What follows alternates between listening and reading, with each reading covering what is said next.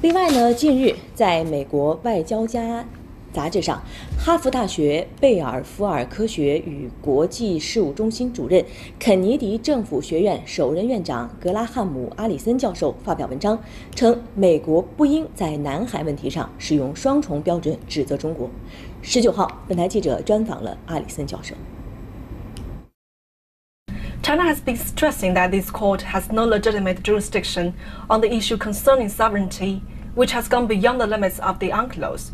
From your perspective, does this ruling have credibility?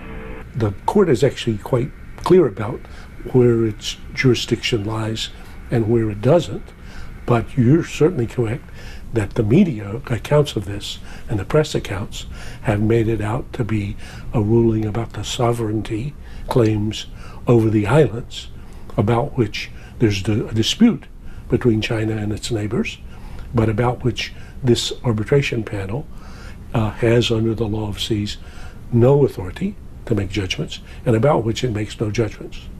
In the past few years, the U.S., as a nation outside the region, has been deploying more naval vessels and with the purported purpose of ensuring freedom of navigation, and is now urging China to obey international orders. But U.S. itself hasn't ratified the UNCLOS.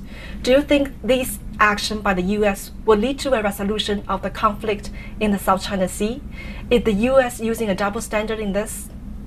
The U.S. is often telling people to do as we say and not as we do.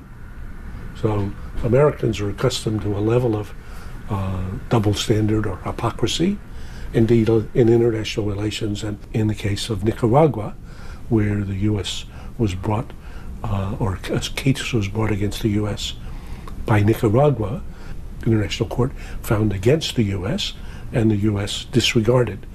The U.S. is in a particularly awkward position, that's what I say in my op-ed, to be the leading critic of China in this case, because we're not even a member of this club. So it was a little odd for the U.S., not being a member, to be leading the charge that says China, which is a member, should observe rules which, in an analogous case, the U.S. didn't observe.